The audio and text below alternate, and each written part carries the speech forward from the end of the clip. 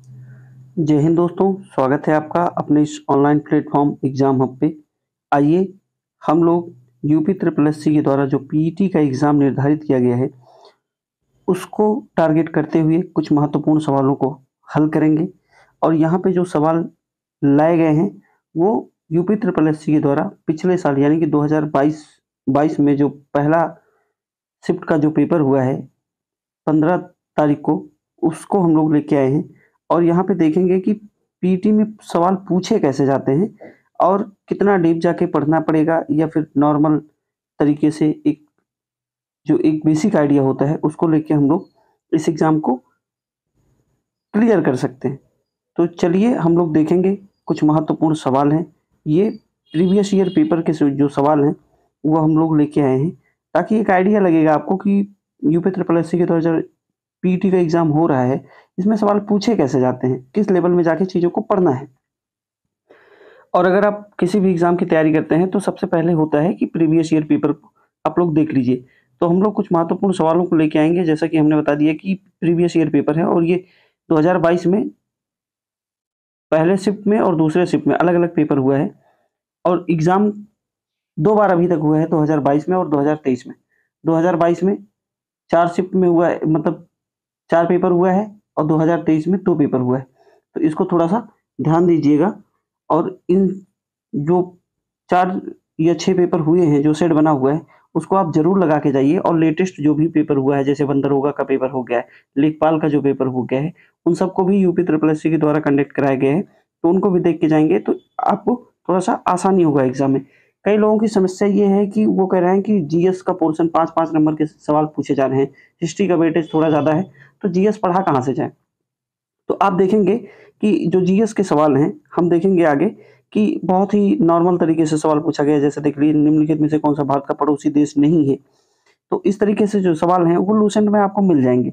अंतर्राष्ट्रीय जैव विविधता दिवस कब मनाया जाता है? तो ये सब लूसेंट अगर आप पढ़ लेंगे अच्छे से, तो मुझे लग रहा है कि जीएस से संबंधित जो भी आपके डाउट हैं, वो क्लियर हो जाएँगे। और बहुत डीप जाके नहीं पढ़ना है, मोटी-मोटी बुक पढ़ने के लिए अब आपके पास समय भी नहीं है। और देखिए, ये पूछा गया है, मांजुली द्वीप से लेके सवाल पूछा गया है।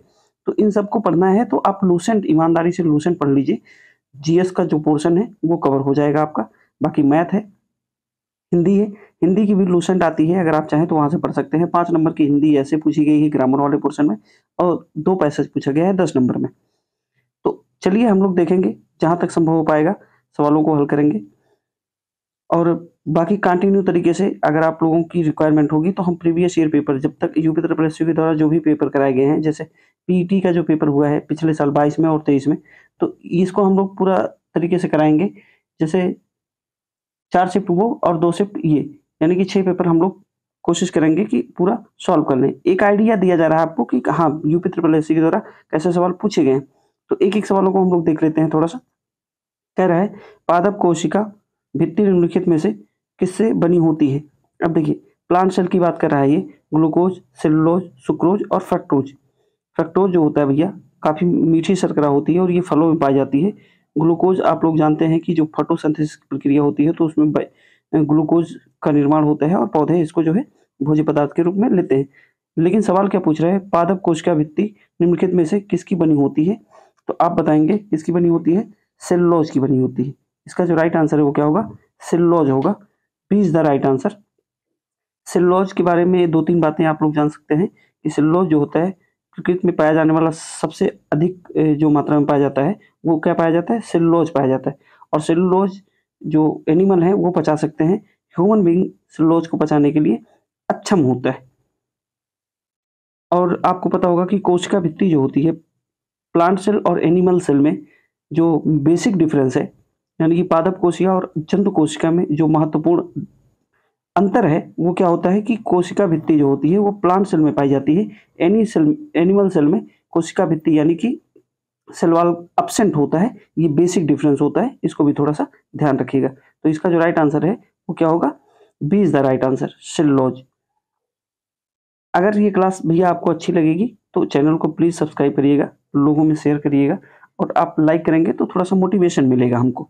चलिए, कह रहा है, किस विकल्प में सही विलोम युग है? अब देखिए, हिंदी के भी सवाल बड़े आसान से हैं, ऐसा नहीं है कि बहुत टफ जाके सवाल पूछ रहा है। नूतन, पुरातन, विलोम पूछ रहा है। नूतन, पुरातन, निषिद्ध, तुच्छ, कर्कश, खुरखुरा, जोड़, मेल। इसमें से सही सुमेलित कौन सा है? तो आप लोगों को पता होगा, नूतन मतलब क्या होता है? नया। पुरातन मतलब क्या होता है? पुराना। तो ये इसका जो राइट आंसर है वो क्या होगा? ए इज द राइट आंसर। और कर्कश का होता है, कर्कश का होता है, क्या होता है भैया? मधुर। क्या होता है? मधुर होता है। कर्कश का मधुर होता है। निषिद्ध का विहित होता है। निषिद्ध का क्या होता है? विहित होता है, विलोम। क्या होता है? विहित होता है। ये हो गया विहित, निषिद्ध का विहित हो गया, नूतन का पुरातन हो गया। और तुच्छ का होता है, इसका जो होता है, इसका होता है महान।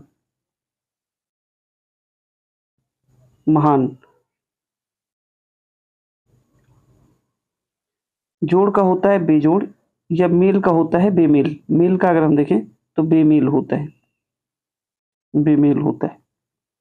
तो इसका जो राइट आंसर है वो क्या होगा? सही सुमेलित है, ए is the right answer.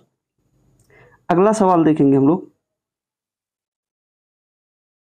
Question कह रहा है, ख्याली पुलाव पकाना मुहावरे का अर्थ है गुणात्मक वृद्धि होना, भूला हुआ दुख पुनः याद आना, असंभव बातों की कल्पना करना, उपद्रव मचाना।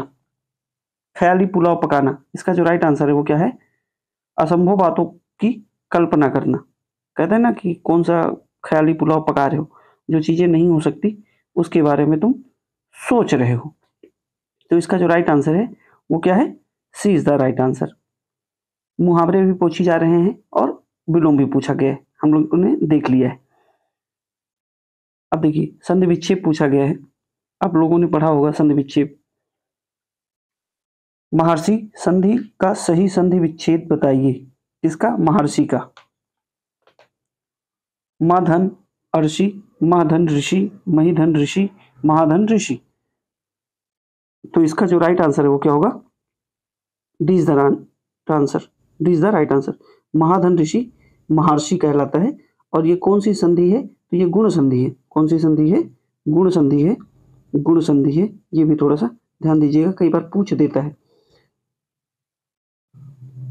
अच्छा, इसके और एक दो उदाहरण अगर हम देख लें तो राजश्री क्या होता है? महर्षि, राजश्री क्या है?